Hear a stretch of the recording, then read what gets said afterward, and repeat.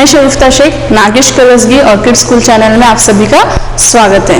बच्चों, हमने पिछली तासिका में पाठ क्रमांक 18 सुनहरी मछली इस पाठ को देखा था। प्रस्तुत पाठ में जो है हमने एक मच्छर और उसकी पत्नी की कहानी को हमने देखा था।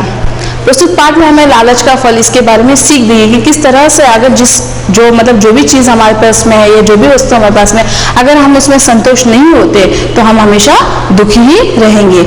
साथ ही साथ हमने इस पाठ के जो कठिन शब्द और एक वाक्य में प्रश्नोत्तर भी देखे थे।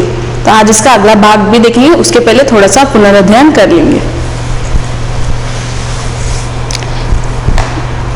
पाठ का अगला भाग शुरू करने के पहले मैं बस आपको इस कविता को, जो पाठ हमने जो पढ़ा था, इसका बस सारांश फिर से एक बार मैं बता दूं। मछेरा सागर तट पर जाना नहीं चाहता था, परंतु उसकी पत्नी ने उसके नाक में दम कर दिया था। नाक में दम कर देना यानी बहुत ज्यादा परेशान किया था और उसको उसने सागर तट पर भेजा था। उसने 2 बार वहां पे चक्कर लगाए थे, लेकिन उसको कुछ भी नहीं मिला था।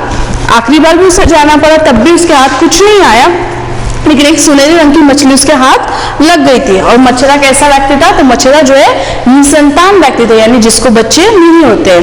मच्छरा सारा दिन जाल बिछाए रखता, कुछ मछलियां फंस जाती, वो उन्हें बेचकर जीवन की गाड़ी खींच रहा था। कि दिन में 2 वक्त तो परमात्मा जो खाने को देता है, तो इंसान को और क्या चाहिए, इसलिए वो अपनी रोजमर्रा की जिंदगी में खुश था। उसकी पत्नी लोभी थी। तो बताओ मच्छरा की पत्नी कौन से स्वभाव की थी? तो मछली की जो पत्नी है लोभी स्वभाव की थी। प्रतिदिन की भांति आज भी मछेरा जाल लेकर निकल गया, और जिस दिन वो जाल लेकर निकल गया तो उसके उस दिन जो है एक भी मछली नहीं फंसी थी, और थोड़ी देर बाद एक सुनहरी रंग की मछली उसके जाल में फंस गई थी। और जो मछली जैसे उसके पास, जैसे यहाँ पे जो नेट दिखाया गया था, तो इसमें जो है उसकी मछली फंस गई, और जैसे ही जाल में मछली फंस गई तो उस मछली ने उस मछली से कहा कि मैं इस सागर की रानी हूँ, तुम अगर मुझे छोड़ दोगे तो मैं आपकी हर एक इच्छा पूरी करूंगी। यह वाक्य किससे कहा था? तो यह वाक्य जो है मछली ने जो है मच्छरे से कहा था। बूढ़े मच्छरे को जो मछली पर तरस आ गया, उसने उसे सागर में वापस छोड़ दिया था। और जैसे वो बिना खाली हाथ जो है वापस घर लौट के आया, तो मच्छर उसकी जो पत्नी उसको पूछा कि तुम कुछ नहीं लाए, तो उसने सारी हकीकत बता दी कि किस तरह से आज सुनहरी मछली फंसी थी। उसने किस तरह से कहा कि तुम मुझे छोड़ दोगे तो मैं तुम्हारी सारी इच्छा पूरी कर दूंगी। तभी जो है उसकी पत्नी उसको कोसने लगे कि तुमने उससे कुछ भी क्यों नहीं मांगा, और उसको उसने वापस भेज दिया, जाओ कुछ मांग कर लाओ। तो मच्छरा वापस जाता है, और मच्छरा मछली से क्या मांगता है? तो मच्छरा जो मछली से सबने पहले क्या मांगा उसने कि कुछ खाने के लिए सामान दे दो। मछली रानी, मेरे घर में खाने के लिए कुछ नहीं है, कृपया भोजन के लिए कुछ सामान दे दो। तुम घर जाओ, मैं वही भिजवा दूंगी, ऐसा मछली कहकर उसको वहां भिजवाती है। और जैसे मच्छरा घर पहुंचता है तो आटा, दाल, घी, चीनी, अनाज एवं सब्जी आदि ढेर के लगे हुए होते हैं। उसने पत्नी को बुलाया, दोनों मिलकर सभी वस्तुएं झुग्गी के भीतर रखी। अब तो हर रोज बूढ़ी अपने पति को कुछ न कुछ मांगने के लिए उस मछली के पास भेजा करती थी। अब पत्नी के कहने पर मच्छरा भी जो है रोज उस सुनहरी मछली से कुछ न कुछ मांगने के लिए जाता था। कभी वस्त्र, आभूषण, तो कभी महल, नौकर चाकर, दास दासिया के लिए कहती, और सब कुछ मछली ने जो उसकी सारी इच्छाएं पूरी की थी। फिर भी वो खुश नहीं थी, उसकी लालच जो है बढ़ती ही जा रही थी। सुनहरी मछली ने बूढ़ी की हर एक इच्छा पूरी की। अब तो वह धरती की महारानी बनने के सपने देख रही थी। बूढ़े ने कहा कि नहीं, ये मैं जाकर उससे नहीं कहूंगा। तब बूढ़ी ने क्या किया, उस मछली को जो है अपने नौकरों से कहकर पिटवा दिया, उसको महल से बाहर फेंक दिया। तब मछली जो है बहुत दुखी हो जाता है और वापस उस मछली के पास जाता है और उसको क्या कहता है? मैंने कहा था, तो मछली मछली से कहता है कि तुम मेरी झुग्गी और मेरी जाल वापस से लौटा दो। मछली मुस्कुराई और कहती है कि वो कहती है कि ठीक है, मैं आपकी ये भी इच्छा पूरी कर दूंगी। और जैसे मछली वापस घर जाता है, तो जहाँ पे महल बना था वहां पे उसका क्या होता है, वापस से उसकी झुग्गी आ जाती है, और उसकी वहां पे उसकी पत्नी जो सोई हुई होती है वो उसे उठाता है। आसपास का बदलाव देखकर वो घबरा गई, और मछेरा कहता है, मछेरा अंत में अपनी पत्नी से कहता है कि जिस प्राणी को संतोष नहीं वो कभी सुखी नहीं रह सकता। बूढ़े की प्रेम भरी बातों ने बूढ़ी मछली की आंखों से लोभ का पर्दा हटा दिया था। उसने अपनी भूल समझ ली और अपने पति से क्षमा मांग ली, और दोनों भी खुशी खुशी से जीवन बिताने लग गए थे। तो ये कहानी यही समाप्त होती है। साथ ही साथ हमने इसके बहुविकल्पीय प्रश्न देखे थे। सही उत्तर पर सही का निशाना लगाइए। पहला प्रश्न है, सागर तट पर मछली की क्या थी? कुटी, झुग्गी, झोपड़ी। तो सागर तट पर जो मछली की झोपड़ी थी, सागर तट पर मछली की झोपड़ी थी। अगला प्रश्न देखेंगे, मछेरा क्या पकड़ता था? तो मछेरा सागर तट पर जाकर क्या पकड़ता था? चिड़िया, केकड़ा, मछली। तो मछेरा जो है सागर तट पर जाकर मछली पकड़ता था। अगला प्रश्न है, सागर की रानी कौन थी? कौन सी कलर की मछली जो है मछेरे के जाल में फंस गई थी? तो सुनहरे रंग की। और वो क्या थी? सागर की रानी। वैल मछली, सुनहरी मछली, शार्क मछली। सागर की रानी कौन थी? किसने कहा था कि मैं सागर की रानी हूं? तो सुनहरी मछली ने कहा था। तो सागर की रानी कौन थी? सुनहरी मछली। अगला प्रश्न है, मछली ने किससे क्षमा मांगने लगी? अंत में मछली किससे क्षमा मांग रही थी? पति से, भगवान से, सुनहरी मछली से। तो अंत में जो है मछली अपने पति से क्षमा मांग रही थी। अगला प्रश्न हमने देखा था, निम्नलिखित वाक्य किसने किससे कहा?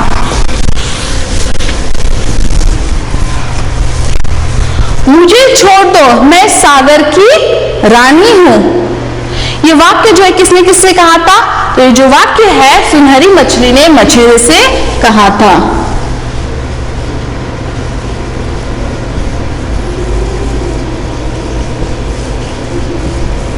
सुनहरी मछली ने मछेरे से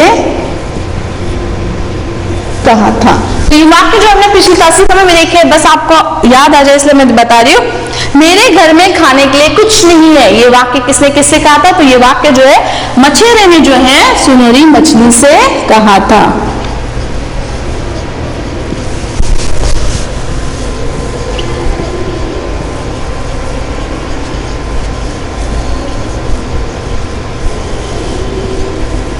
सुनहरी मछली से कहा था। अधिक लालच नहीं करना चाहिए, ये वाक्य जो है अंत में जो है बूढ़ा मछेरा जो अपनी पत्नी से कहता है। तो मछेरे ने अपनी पत्नी से,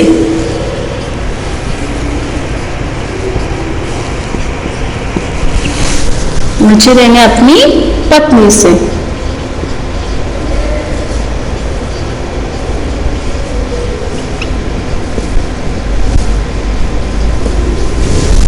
अगला वाक्य है, मुझे मेरी झुग्गी और जाल लौटा दो। ये अंतिम वाक्य जो है ये अंतिम वाक्य जो है मछेरे ने जो है सुनहरी मछली से कहा था।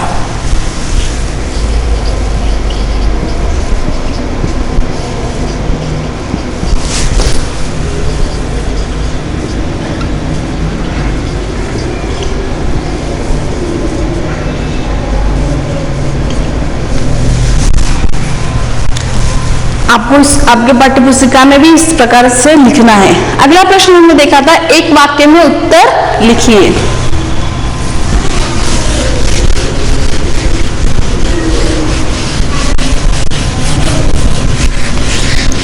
परमात्मा दोनों समय क्या देता है? जो मछेरा है वो बहुत ज्यादा प्रसन्न था, बहुत ज्यादा खुश था। वो इसलिए खुश था क्योंकि भगवान जो हमें 2 वक्त की रोटी देता है, तो हमें इससे ज्यादा क्या चाहिए? तो प्रस्तुत पाठ में भी पूछा गया यहाँ पे, तो उस प्रस्तुत पाठ के आधार पर यह प्रश्न पूछा गया कि परमात्मा दोनों समय क्या दे देता है? तो परमात्मा दोनों समय खाने को दे देता है। दूसरा प्रश्न, मछली के जाल में कैसी मछली फंसी? मछली के जाल में कैसी मछली फंसी थी? कौन से रंग की थी? तो मछली के जाल में सुनहरी मछली फंसी थी।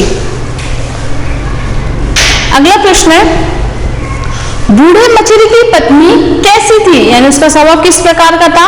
तो बूढ़ी मछली की पत्नी लोभी थी। चौथा प्रश्न है, मछली ने सबसे पहले मछली से क्या मांगा?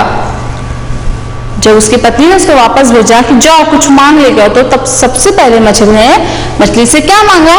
तो मछली ने मछली से सबसे पहले खाने के लिए कुछ सामान मांगा। अगला प्रश्न है, प्रश्नों के उत्तर लिखिए। पहला प्रश्न है, मछली की प्रसन्नता का क्या कारण था? तो इसका सही जवाब था, मछलियां पकड़कर और उन्हें बेचकर जो कुछ मिलता है उससे जीवन निर्वाह हो रहा है, दोनों वक्त खाने को मिल जाता है। यह संतुष्टि ही मछली की प्रसन्नता का कारण था। अगला जो दूसरा प्रश्न था, जाल में फंसी सुनहरी मछली ने मछेरे से क्या कहा? क्या कहा था? सुनहरी मछली ने मछेरे से कहा कि वह इस सागर की रानी है, यदि उसे छोड़ देगा तो वह उसकी हर इच्छा पूरी करेगी, इच्छा यानी ख्वाहिश। तीसरा प्रश्न है, मछेरे ने सुनहरी मछली से अपनी झुग्गी और जाल लौटाने की प्रार्थना क्यों की? इसका सही जवाब क्या था? धन के लालच में मछेरे की पत्नी की बुद्धि नष्ट कर दी थी। उसने नौकरों से पिटवाकर मछेरे को महल से निकाल दिया था। इससे मछेरा दुखी था, इसलिए सागर तट पर पहुंचकर उसने सुनहरी मछली को उसकी दी हुई चीजों को वापस लेने तथा झुग्गी और जाल को लौटाने की प्रार्थना की। अगला प्रश्न हमने चौथा देखा था, मछेरे ने पत्नी को क्या समझाया और उसका क्या परिणाम हुआ? क्या परिणाम हुआ था? अंत में वो उसको अपनी गलती का एहसास हो गया था। उसने अंत में अपने पति से क्षमा भी मांगी थी। क्षमा यानी माफी मांगना। मछेरे ने अपनी पत्नी को समझाया कि जिस प्राणी को संतुष्टि नहीं वह कभी सुखी नहीं रह सकता। बूढ़े की इस प्रेम भरी बातों ने बूढ़ी मछेरिन के आंखों से लोभ का यानी लालच का पर्दा हटा दिया था। उसने अपनी भूल के लिए अपने पति से क्षमा मांगी। अगला प्रश्न देखा था कि इस कहानी के लिए अपनी पसंद का नाम दो, और इसके लिए आपको यहाँ पे कुछ ऑप्शंस भी दिए गए। तो जैसे मुझे सही लगा वो मैंने नाम दे दिया, तो आपको जो सही लगता है उस हिसाब से आपको नाम देकर, और वो नाम क्यों दिया है वो आपको भी लिखना है। इस कहानी के लिए हमारी पसंद का नाम लालच का फल, क्योंकि लालच के कारण ही बूढ़ी मछली की बुद्धि नष्ट हुई थी और उसने अपने पति को तरह तरह से परेशान कर दुखी बनाया था। अगला प्रश्न है, निम्नलिखित शब्दों के लिंग बदलिए। पहला प्रश्न है मछेरा, तो मछेरे का लिंग बदल स्त्रीलिंग है। जैसे हमने पिछले राशि में बताया था कि लिंग के दो प्रकार होते हैं, पुल्लिंग और स्त्रीलिंग। अगर किसी शब्द से पुरुष जाति का बोध होता है तो पुल्लिंग, किसी शब्द से स्त्री जाति का बोध होता है स्त्रीलिंग। तो यहाँ पे कुछ शब्द दिए गए, सारे पुल्लिंग को स्त्रीलिंग में आपको बदल कर लिखना है। जैसे मछेरा का क्या आएगा? मछेरिन। तो वैसे धोबी का क्या आएगा? धोबिन।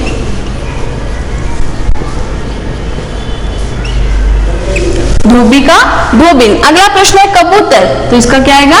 कबूतरी।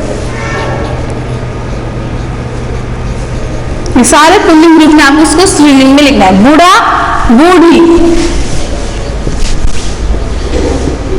या बुढ़िया भी लिख सकते हो आप। बूढ़ा, बूढ़ी, बुढ़िया। प्रेमी, प्रेमिका।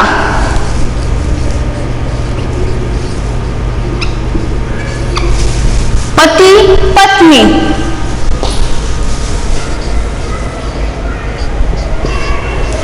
पति, पत्नी। लेखक, लेखिका।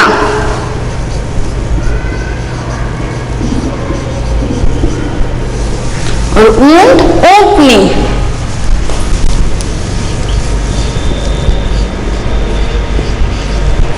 ऊंट, ऊंटनी। ये जो सारे लिंग बदले शब्द है, आप अपने पुस्तक में इसको कॉपी कर लेना है। तो चलिए आज अगला प्रश्न हम देखेंगे, कोष्टक में दिए गए शब्द के सही रूप से रिक्त स्थान बदलिए। यहाँ पे आपको कोष्टक में शब्द दिए गए, लेकिन उस शब्द का कौन सा सही रूप इस रिक्त स्थान में बैठेगा, यानी सही शब्द वाक्य बनेगा, वो हमको बनाकर लिखना है। जैसे पहला प्रश्न है, वह डैश से अपना काम करता था। किससे? इसके लिए शब्द दिया गया ईमानदार। तो मैं वैसे ही शब्द यहाँ पे नहीं लिखूंगी कि वह ईमानदार से अपना काम करता था। तो ईमानदार को आपको सही रूप देना है। तो यहाँ पे ईमानदार का कहेगा कि वो ईमानदारी से अपना काम करता था, उसको सही। तो ईमानदार में क्या आएगा? ईमानदारी।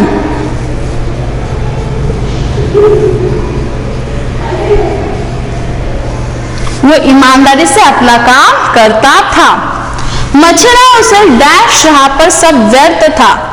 समझाना, अब यहाँ पे मछड़ा उसे समझाना रहा, ऐसा तो नहीं आएगा, तो समझाने का सही रूप क्या है वो आपको इस वाक्य में डालकर उसको पूरा वाक्य करना है। तो समझाने का सही रूप, मछड़ा उसे समझाता रहा,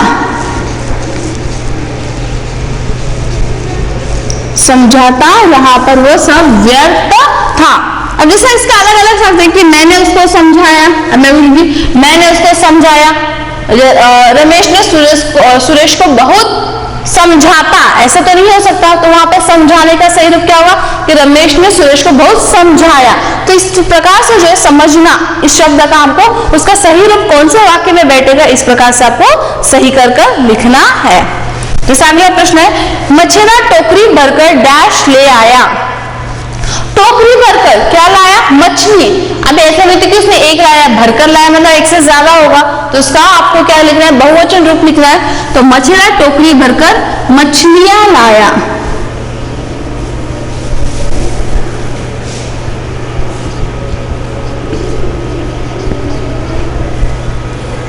मछेरा टोकरी भरकर मछलियां लाया। उसकी डैश का यही कारण था। अब यहाँ पे शब्द कहते हैं प्रसन्न, तो उसकी प्रसन्न का यही, तो उसका सही रूप ये नहीं है, तो उसका प्रसन्नता, उसकी प्रसन्नता का यही कारण था।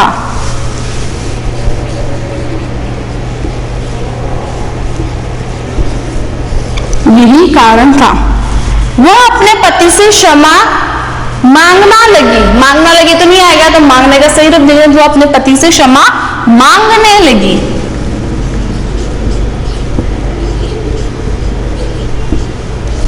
मांगने लगी, इस तरह से आपको जो सही रूप देना है, वो ईमानदारी से अपना काम करता था, मछेरा से समझाता रहा पर वो सब व्यर्थ था। मछेरा टोकरी भरकर मछलियां ले आया, उसकी प्रसन्नता का यही कारण था। वह अपने पति से क्षमा मांगने लगी। आपको भी आपकी पाठ्य पुस्तक में इसको लिखना है। अगला प्रश्न है मुहावरे। मुहावरों का प्रयोग कर वाक्य बनाइए। यहाँ पे आपको मुहावरा दिया गया है, तो उस मुहावरे का आपको जो है वाक्य बनाना है।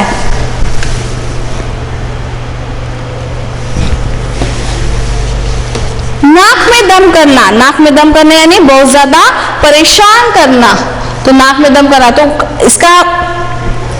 इस मुहावरे का इस्तेमाल कर हमें वाक्य बनाना है। जैसे महाजन ने तकादा कर करके किसान की नाक में दम कर रखा था। महाजन ने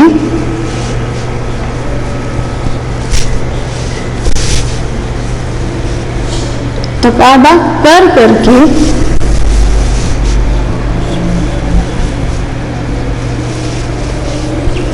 किसानों के नाक में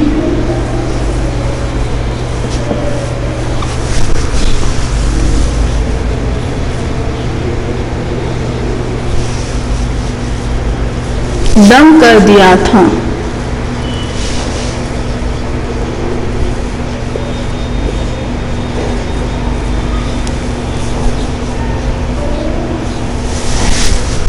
अब दूसरा भी वाक्य बना सकते हैं, बस इसका सही रूप होना चाहिए। नाक में दम करना यानी बहुत ज्यादा परेशान, तो महाजन ने तकादा कर करके किसानों के नाक में दम कर, यानी किसान को बहुत ज्यादा परेशान कर रहा था। अगला प्रश्न है काट खाने, अगला मुहावरा है काट खाने को दौड़ना। काट खाने को दौड़ना यानी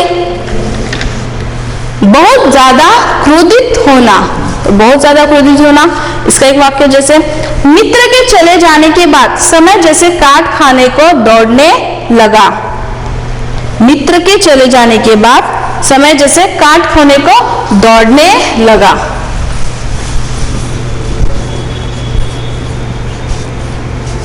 यहाँ पे ऐसा भी जैसे मित्र का जैसे यहाँ पे बताया गया कि बहुत ज्यादा क्रोधित होना, जैसा वो समय उसको ऐसा लग रहा था कि उसको कोई खा जाएगा, मतलब उसको ऐसा बहुत ज्यादा गुस्सा भी आ रहा था।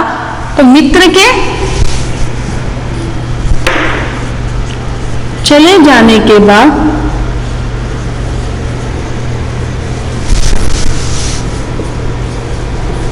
समय काट खाने को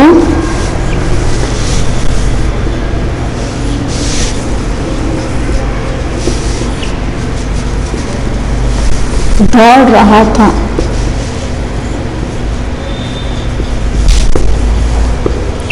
यह भी हो सकता है और बाद में ये भी हो सकता है, जैसे प्रस्तुत पाठ में बताया गया है कि जो है मच्छरिन जो है उस मछली के ऊपर काट खाने दौड़ी, यानी वो उस पर बहुत ज्यादा क्रोधित हो गई थी। इस प्रकार का भी वाक्य बनता है। तो इस प्रकार का भी वाक्य बनता है कि जैसे मित्र के चले जाने के बाद समय जो है कट नहीं रहा था, और ऐसा मतलब बहुत ज्यादा लंबे समय लग रहा था, और जो बहुत ज्यादा गुस्सा भी आ रहा था, तो समय ऐसा लग रहा है कि जैसे वो काट खाने को दौड़ रहा है, यानी जैसे वो बहुत ज्यादा क्रोधित हो गए। अगला है सपना देखना। सपना देखना यानी कोई भी इच्छा करना, तो सपना देखना। उसने जिंदगी में बड़ा अफसर बनने का सपना देखा था।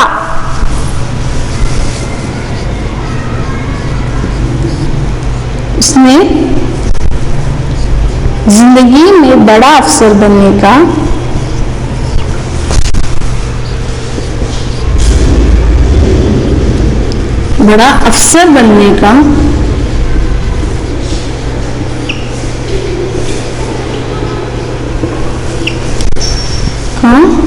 सपना देखा था।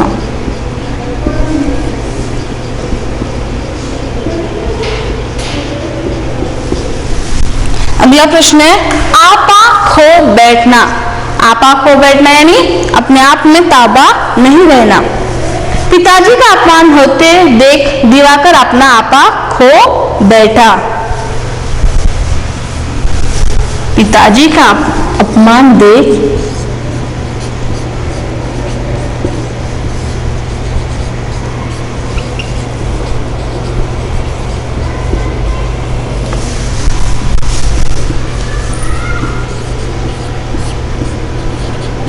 दिनकर अपना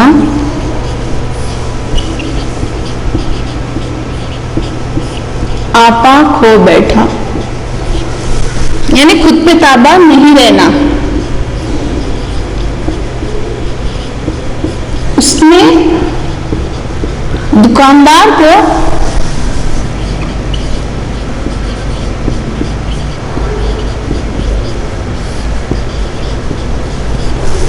तमाचा दे दिया। तमाचा दे दिया यानी इसके गाल पर एक फटका लगा दिया। जैसे कोई दुकानदार है, उसके पिताजी का अपमान कर रहा है, तो वो देखकर बहुत ज्यादा क्रोधित हो गया, अपने आप में वो ताबा नहीं रख सका कि वो क्या करे उसको पता नहीं, तो उसने क्या किया, दुकानदार को एक तमाचा दे दिया। तो आप भी इस प्रकार से आपकी पुस्तक में लिखना है। अगला प्रश्न देखेंगे, प्रश्न क्रमांक 8। निम्नलिखित में से बेमेल शब्द पर गोला बनाइए। तो यहाँ पे शब्द दिए गए, उसके पर्यायवाची शब्द दिए गए, यानी उसके समानार्थक शब्द दिए गए, उसमें से 3 सही है, चौथा वाला कोई एक गलत है। तो वो कौन सा गलत है, उस पर आपको गोले का निशाना लगाना है।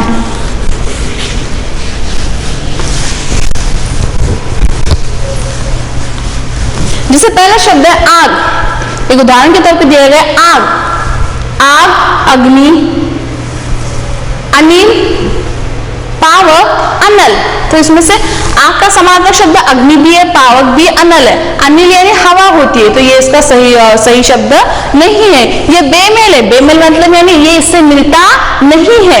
ये जो सारे शब्द इससे मिलते जुलते हैं और ये इससे मिलता बिल्कुल भी नहीं मिलता। तो इस प्रकार से आपको गोला का निशान लगाना है। अगला शब्द है पुत्र। तो पुत्र में जो है कौन सा शब्द जो है बेमेल आया है, बेटा, सूत, तनय, अनुचर। तो बेटा, सूत, तनय ये सारे इसके मिलते जुलते शब्द इससे मिलते हैं। अनुचर जो है ये बेमेल शब्द है। तो अनुचर को आपको इस प्रकार से गोले का निशाना लगाना है। अगला प्रश्न है उपवन। उपवन यानी वाटिका, बगीचा, तटीनी, आग। उपवन को ही वाटिका भी कहते हैं, बगीचा भी कहते हैं, तटीन, लेकिन आग नहीं कहते। आग तो जो है अनल को कहते हैं। तो आग इससे मिलता जुलता शब्द नहीं है। अगला प्रश्न है सूर्य। सूर्य जो है इसका समानार्थक शब्द पर्यायवाचक शब्द कौन जाएगा? राकेश, रवि, दिनकर, भानु। रवि, दिनकर, भानु ये इसी के पर्यायवाचक शब्द है। राकेश जो इसका पर्यायवाचक शब्द नहीं, ये इसे मिलता नहीं, ये बेमेल शब्द है। अगला है कपड़ा, वस्त्र, अंबर, जलद, पट। इसमें से कौन सा जो शब्द है कपड़ा से मिलता जुलता नहीं है? तो इससे जो है जलद, जलद जो है ये कपड़े से बेमेल शब्द है। अगला है संसार, संसार का मिलता जुलता शब्द है यहाँ पे दुनिया भी होता है, विश्व होता है, जग। निकेतन, निकेतन नहीं, ये घर के लिए इस्तेमाल किया जाता है, तो ये अलग शब्द है, ये बेमेल है। इस प्रकार से जो शब्द दिए गए उसके पर्यायवाचक शब्द या उससे मिलते जुलते शब्द यहाँ पे दिया गया, जो उससे मिलता नहीं है, जो बेमेल है, उसको इस तरह से गोले का निशाना लगाना है। तो चलिए अगला प्रश्न देखते हैं हम। क्रिया शब्द छांटकर लिखिए। मछला मछली पकड़ रहा है। क्रिया यानी कोई कार्य, क्रिया यानी कोई कार्य, तो प्रस्तुत वाक्य में से मुझे बताना है कि कौन सी क्रिया। मछला मछली पकड़ रहा है, कौन सी क्रिया कर रहा है? पकड़ रहा है। तो पकड़ रहा है क्या होगा? क्रिया शब्द। ये जो क्रिया शब्द हमने तीसरी कक्षा में भी पढ़ा है और चौथी कक्षा में मैंने आपको भी ये बताया है। तो यहाँ पे बस आपको क्रिया शब्द चुनकर वह अलग छांटकर लिखना है। मछला मछली पकड़ रहा है, इसमें क्रिया क्या है? पकड़ रहा है, पकड़ना। पकड़ रहा है ये पकड़ना, ये क्रिया हो गई। अगला शब्द है मछला नदी किनारे चक्कर लगा रहा था। इसमें क्रिया शब्द क्या है? लगा रहा था, लगाना, लगा रहा था यानी लगाना। अगला शब्द है मछला मछली पर हाथ फेरने लगा। यह शब्द क्या है? फेरने लगा।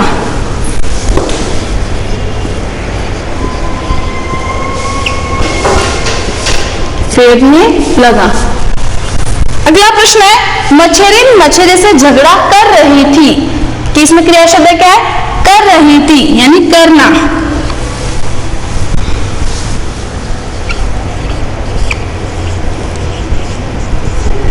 कर रही थी, क्रिया शब्द करना। अगला शब्द है मछली मछली से क्षमा मांग रही थी। तो इसमें क्रिया शब्द क्या है? मांग रही थी यानी मांगना,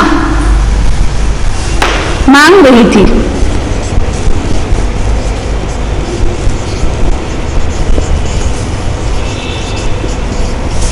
इस प्रकार से आपको जो प्रस्तुत वाक्य में से जो क्रिया शब्द है वो छांटकर अलग लिखना है। अगला प्रश्न है वचन बदलकर लिखिए। वचन दो प्रकार के होते हैं, एक होता है एक वचन, दूसरा होता है बहुवचन। जिस शब्द से किसी एक संख्या का बोध होता है उसे एक वचन कहते हैं।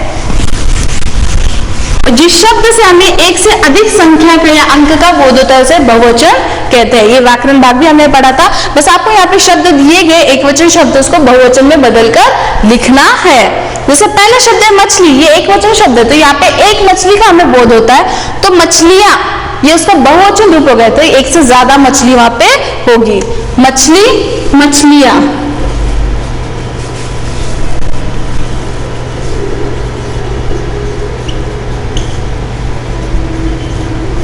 लेकिन कुछ शब्द ऐसे भी होते हैं जिसका एक वचन में भी वही रूप होता है और बहुवचन भी हमें वही रूप होता है। जैसे पानी, पानी को एक वचन में भी हम पानी कहेंगे, बहुवचन रूप में भी हम उसको पानी ही कहेंगे क्योंकि हम उसको गिन नहीं सकते। वैसे आभूषण को भी जो है शब्द जो होता है, अगर हमने कहा कि गहना, अगर वहां पे इस्तेमाल किया कि गहना, तो ये एक हो गया।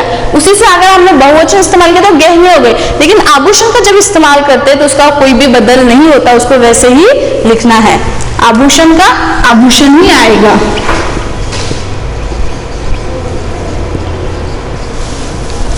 आभूषण। अगला है सब्जी। सब्जी का बहुवचन क्या आएगा? सब्जियां।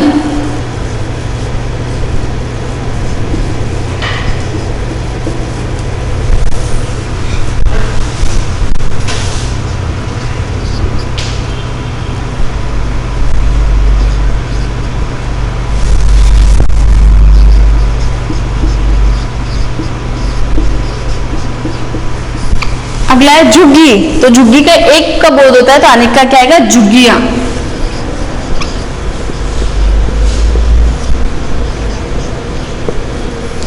तो इस प्रकार से आपको एकवचन शब्द का बहुवचन करना है। पत्नी, पत्नी का क्या आएगा? प्राणी, प्राणी का भी जो शब्द है एज इट इज वैसे ही आएगा, पत्नी, पत्नियां।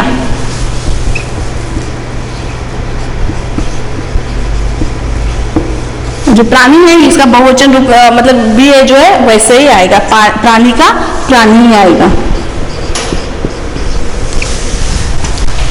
मछली, मछलियां, आभूषण, आभूषण, सब्जी, सब्जियां, झुग्गी, झुग्गियां, पत्नी, पत्नियां, प्राणी, प्राणी। अगला जो शब्द है रचनात्मक कार्य जो है प्रश्न क्रमांक 13, यह आपको स्वयं करना है। बस आपको उदाहरण के तौर पे एक मैं बता दूं, यहाँ पे आपको वर्ग पहली दी गई, उसका पहला अक्षर आपको बताया गया है। ऊपर से नीचे यानी ऊपर से नीचे यहाँ पे जो शब्द दिए गए जैसे गगन, ये ऊपर से नीचे, गगन कौन से नंबर पे? 1 नंबर। तो गगन का पर्यायवाची शब्द क्या है? जो आ से शुरू होगा, तो कौन सा शब्द है? गगन का पर्यायवाची शब्द जो आ से होगा तो आसमान। माँ यहाँ पे है तो यहाँ पे न लिखना है इस तरह का से, तो क्या आएगा? आसमान। तो उसी तरह अमृत जो दूसरे नंबर पे है तो इसका क्या आएगा? वो आपको लिखना है। घमंड, घमंड का क्या आएगा? जैसे यहाँ पे अ, तो अ से घमंड का पर्यायवाची शब्द क्या आएगा? अभिमान। तो यहाँ पे आपको ऐसे इस तरह से अभिमान, इस तरह से आपको यहाँ के शब्द लिखने। उसी तरह यहाँ पे जो है बाएं से दाएं और बाएं से दाएं और विलोम शब्द लिखना है। जैसे यहाँ पे उत्थान, यहाँ पे 3 नंबर पे, 3 नंबर पे, तो उत्थान पे जो क्या आएगा? उत्थान का पर्यायवाची शब्द क्या आएगा? वो आपको यहाँ पे लिखना है। 4 नंबर पे, 4 नंबर पे जो विरोध, विरोध का विलोमात्मक शब्द क्या आएगा? यहाँ पे देखिए आधा तो हो गया, समर्थ, इतना तो हो गया, तो पूरा करना है। तो विरोध का विलोम शब्द क्या होता है? समर्थन। तो ये जो पूरा सिर्फ यहाँ पे न ऐड कर दिया मैंने, तो समर्थन। तो इसी प्रकार से आपको पर्यायवाची शब्द और विलोम शब्द ऊपर से नीचे और बाएं से दाएं इस तरह से इस वर्ग पहली को आपको पूरा करना है। ये रचनात्मक कार्य आपको पूरा करना है। साथ ही साथ जो प्रश्न क्रमांक 14 यह भी रचनात्मक कार्य है, इसमें भी आपको वर्ग पहली दी है।